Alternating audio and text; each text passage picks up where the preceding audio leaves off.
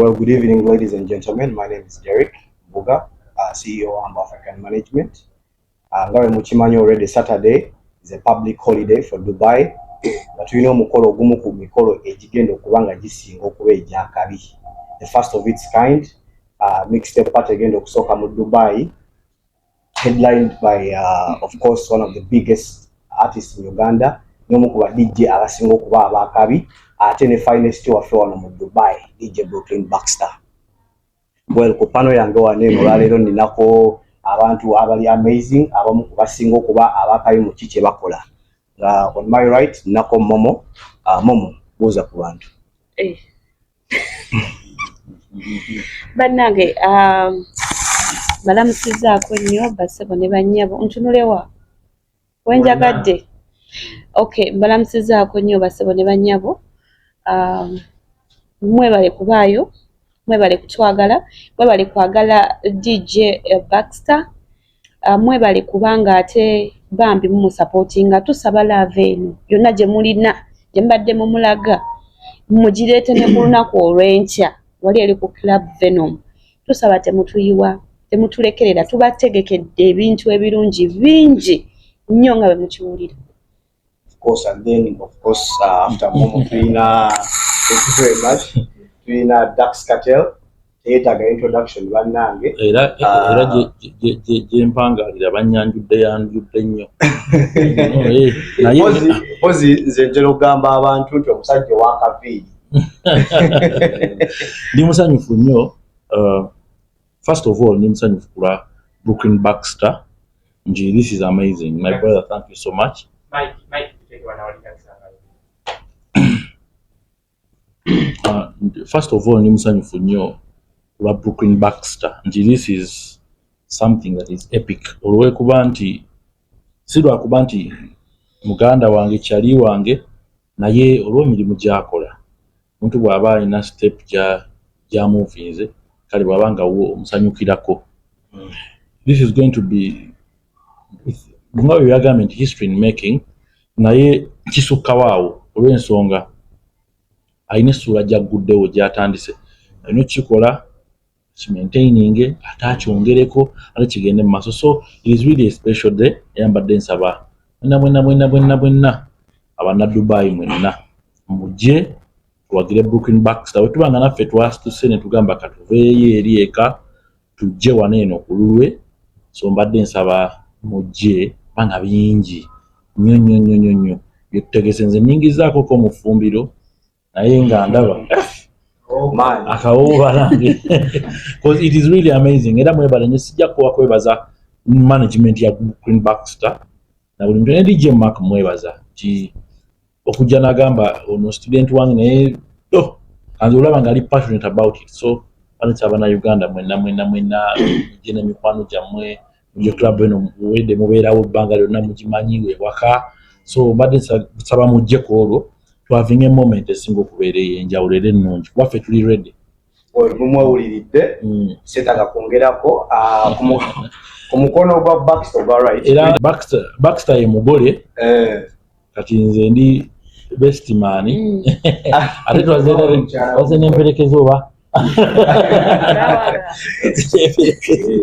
so katulina okupega sure embaga eno tugigusa. Well, Baxter alina emperekeze nnyingi ze tasobodde kulaba wano olwaleero. Naye nga ku mukono gwe over right eriyo omusajja yatugambye nti yasitudde ettani sikiri, yasitudde ettani z'ebyuma okuzireeta wano e Dubai.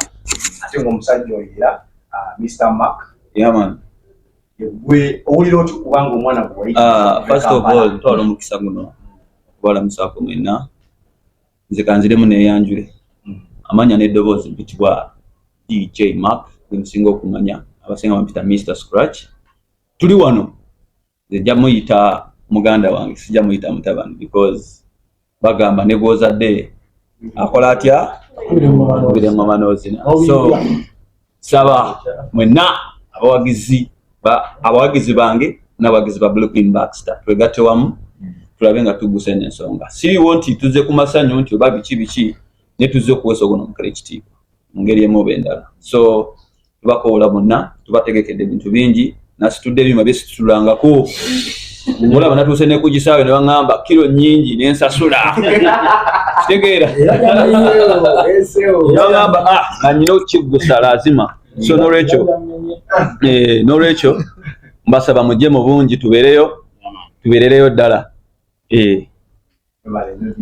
yaman Binawo omusajja omwogezi w'ebigambo omusajja osimu otayogera nebogera ayogera ebikankana Sebo. Barrister Timo El Chapo as usual. Fenga abe Dubai, we are very humbled. It's one of a kind experience because techibangawo buli muntu abeera n'olugendo lwatandika Baxter kyotandise katusubire kijja ku standing at the test of time kirabika ne Uganda era sibanja abakikola because ndalika if I'm not mistaken Slick Stewart ne Roger be bakikola boka kuba DJ abangi abali e Uganda butubanga industry ya Dubai tenaweza na miaka 6 nga weerie standing ba DJ babaddewo ba founder we bali ba pioneer we bali ba Ramu ba Jami ba waswabo na babaddewo ne here comes a talent just miaka 3 simanyi manyi jagajja naye obera obeza ono oliaga ekintu okyewulira endonga agikubye audience agina from grass to grace bana batawagira Baxter pozinga letuliko nga twavaako buli muntu alina kubeera ku Venom mukolo omukaaga tetulina kusaba abaana ba Dubai tetulina kusaba abaana ba Dubai omusajja abaddewo abikoze endonga agikubye otamusupportinga wano pozinga bujje nduula okuba omulimba Baxter wama wewe tuli nga 5 tulina kubeerako tekiriyo naawe tulina kubeera ku Venom nga 5 August chapa public holiday kiwede Mr. Chapo ngawe nabagane kutayogera nebogera alati kumukono gwa right tulinawo omusajja marketing manager wa Humble African Management Sebo otegese otya omukolo olunaku etwasooka ogenda ku mixtape ya DJ Roger ne Slick Stewart tulina Baxter yasiriikirira talina kyeyayogera naye yasiriikirira nagamba naye ekintu kino naye kale naye nali nzija wano nali simanyi tingenda kugwa mu kintu nga mixtape kuba teyakiŋŋamba naye ekirabidde awo nakeerenja nagamba kati naye mixtape nimugamba ogenda kukola season 1 okole season 2 okole endless seasons nga sekiswala ndoje bazikola gwakitandise wano e Dubai tulina okufumba obwongo tulina okulowooza ennyo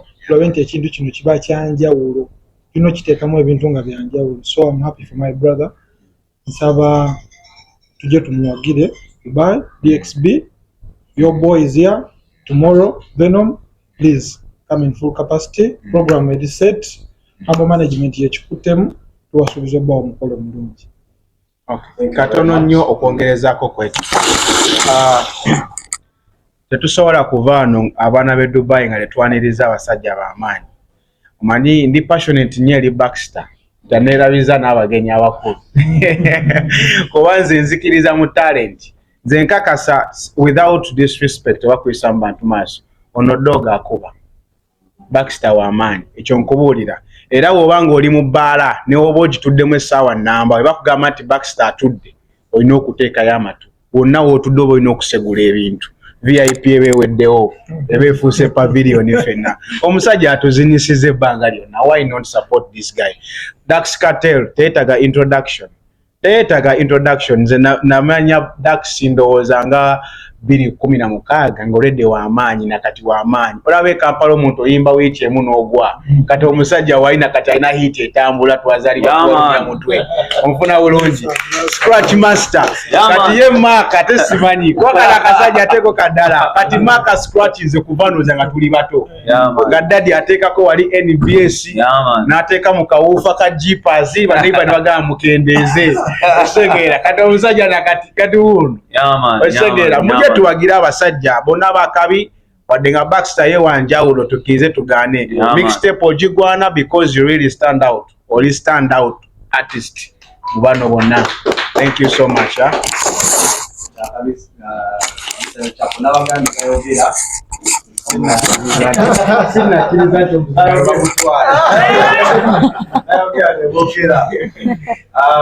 kakati ono muganda wange Baxter lasina kugenda ku Baxter bannaye nange kantwala omukisa okwongereza ku Mr. Chapo byayogedde nebaza nnyo ba artist baffe abavudde Uganda nga ugaseko ne Momo 19 waliwo ka comment ke nalabye nyabo ku page yo nga bagamba nti nera yegwe iPhone 14 simani ne basindika takafaananyi ngenda kakuweereza nga balina omulala gwe bali mu kuteeka naye weebati ne ngamba so nebaza nnyo ba artist abazze okuwagira Baxter nze nga CEO wa Humble African Management kitwala nti kya kitiibwa nnyo okuba nga batugracinze n'okubeerawo kwabwe n'okuwagira Baxter.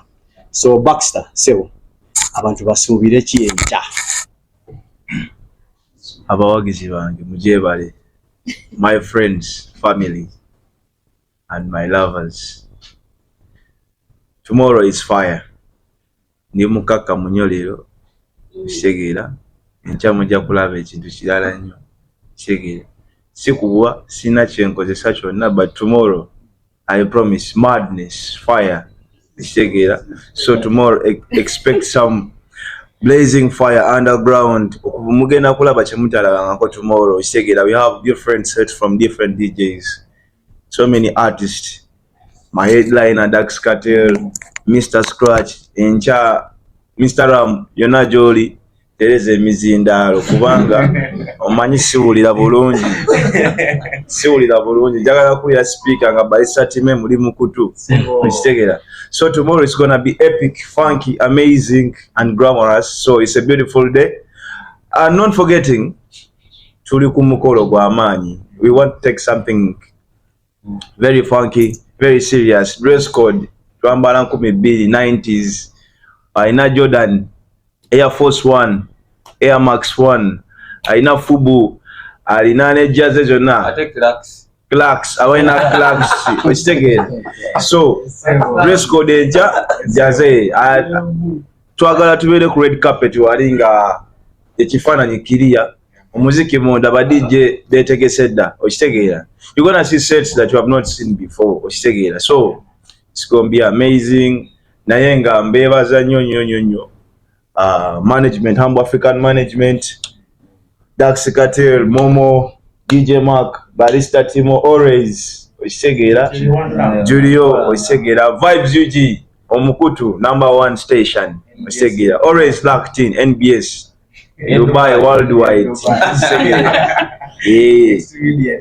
Kati watu lakide mu kifaananyi kya Vibes UG simanyi kyoliko. Tomorrow ali locked in Club Venom okuyingira Deira mu 10 Deira mu 2 VIP kitegeera.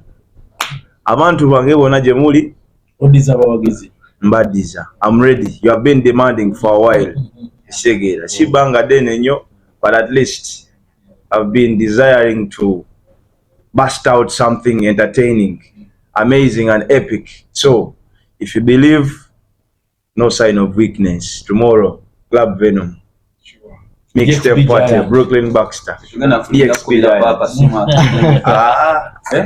teri kulinda kulala show time segera nze ndero ndi mukaka mu tomorrow is different segera. Yona jole ngosubira kunkubira simu Baxter tomorrow sagala masimu njagala kulaba abantu okitegeera. Oba osubira okunkubira simu enkya manager yagirina kitegeera. Simu bagiwambye dda, management yegirina. Tomorrow is Baxter's day. Let's make it epic. Fire. yes ekisinga man Baxter nga mumuwulidde wabagambye tulina line up ey'aba artist bangi eba DJ bangi. Eno ye show egenda okusooka okubaako performances ez'enjawulo ate nga zigenda beera well organized. So njagala mpite mu program eno okuva ku ntandikwa mpaka we tugenda okugalawo omukolo nga kugenda kuggulawo ssaawa 3 ne red carpet. Banne nga bwe babagambye mwambale buli kyambalo kye muwulira genda ku Google otekemu 2000s okitegeera mujje nga munyumirwa naye omukolo muguweesa ekitiibwa gusobole okugenda ku next media eyawa neene eza DXB media ne Vibes nga guliki omukolo gwa kabinyo. So ssaawa 3 tugenda ba ne red carpet egenda kutandika ssaawa 3, then ssaawa 4 mpaka ssaawa 5 tugenda ba ne DJ Eddie Pro agenda kuzanya ssaawa emu. Then from there we will have DJ Ham DJ agenda kuwa session ya dakika 3 okuva ssaawa 5 mpaka ssaawa 5 kitundu 5 kitundu mpaka saa 6 tugenda bba ne DJ Ras Henry ne MCI zo nga bagenda beera makati mu session awajja beerawo ba artist babiri abawano ba artist wano bagenda performinga Bon Lyrical ne That Girl Mora agenda kuba bawa music mu dakika nga 3 then okuva saa 6 mpaka saa 6 kitundu tujja bba ne MCI zo ne DJ Chris house DJ Venom makati aga tujja bba mu n'abayimbi basatu Boogie Wizzy tujja bba mu ne Dimio mwena mubamanya abantu bano Badra Flax najja kubaawo okuva saa 6 kitundu mpaka saa 7 kitundu tujja bba ne DJ Chris Barrett ajja bba ne session ya dakika 25 DJ Shakur mwena mumumanyi session ya dakika 25 then tubeere ne DJ Jamie ajja kuba azanya before the main artists era yajja okusembayo okuzanya then tubeere ku saa 7 kitundu ne saa 8 tubeere ne DJ Mark alongside MC Gucci ne Momo 19 after that tubeere ne Dax and then from saa 8 mpaka saa 10 tugende ku mukolo omugole ajja abasabula endongo ya saa 2 okuva saa 8 mpaka saa 10 2 solid hours okitegeera.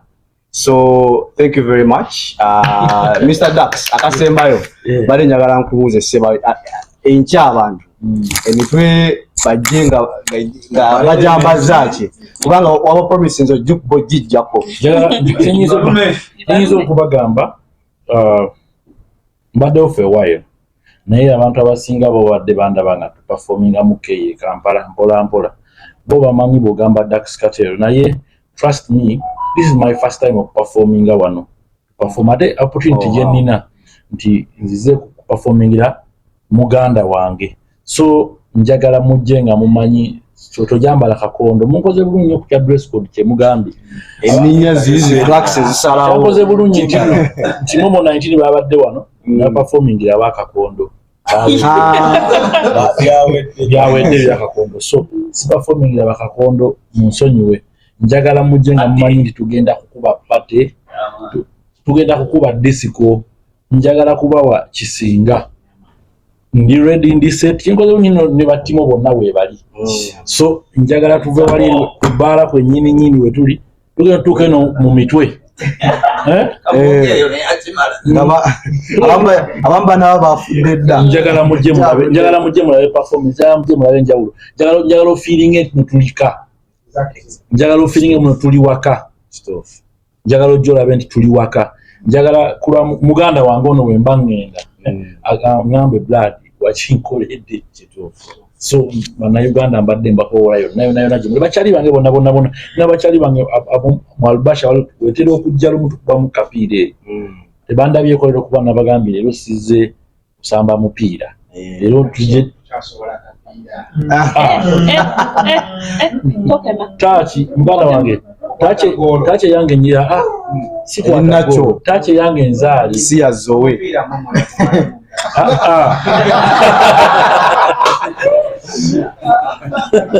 tachi yange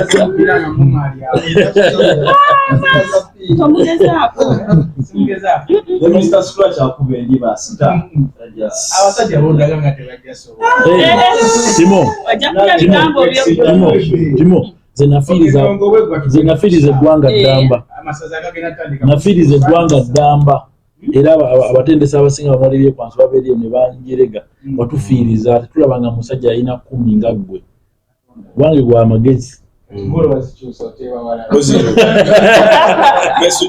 so baganda bange banjagala musaleko mujje ku club Venom ekirungi wali we tuli waliwo ba ankoramu tulika njagala mujje mulabe ekyenjawulo njagala mujje tubugirize muganda waffe ono tumuwe kisinga mwena bachali bange ababadde iraawo musaleko mwena nina batano bange bamale abeera abomupiira eyo bonna kigenda kuba kyanjawulo njagala tulina mbazalawo tebiri mu kuvimba muntu simanyi kunde muvimbya nje tukube ekyeka baaba zekyenyiza obasuubiza eno yekyegenda okusooka okubanga omuntu ategese show naye ng'abantu abagenda okujja balinga mikwano gye oba kitegeera kati tekiri serious nnyo nti tulina show eryawo ey'okulanga kati wanga abagenda okujja tubeere ne kyali waffe tukuwe mu music abubala w'omubalaha omwana wammwe wuuna atuuse kati ayimiridde akuze banne bazze okumwegattako bakalomenti be yakula nabo be yasamba naye omupiira bavudde batindidde olugendo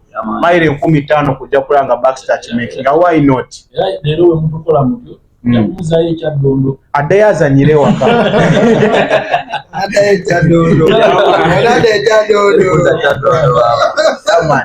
nenga Baxter ndagala abantu bakakase obusembayo of course enkya njagala buli omu ngaali mu mood oluyingira mu mbalabo fact nabadde ntaddeyo order bajjemu obutebe endongo etandikirewo kubanga ndaba obutebe abantu mugenda kwekunya mutevayo ekitegeera twagala kulaba hands up show y'obutebe yaggwa twaliyo luli I was there ekitegeera so I expect madness yonna gy'oli nga totera kutabukamu enkyatabuka teri agamba ekitegeera twagala tuwe ku management y'ekifo ekyo ekirowoozo nti mweri wafunda nti nebufu erikumpiiwe kirowoozo abaana balina dduumu enkya jangu dduumu agenda kwaka ekitegeera twagala fire blazing fire sagala buli ayingira mu mulyango polisi eri oyingira ne wiso sagala kuwulira ndulu buli webakwata ku mutwe ne ku bwongo twagala wulira wiso kano mukajjukire ayingira ku mulyango ne wiso weziri twaziguze owa mampiyano owa reggae owa dansolo owekikadde oldizi we are locked in ekitegeera DXB is locked in tomorrow step party red carpet experience ekitegeera no mercy no mercy tomorrow surveillance camera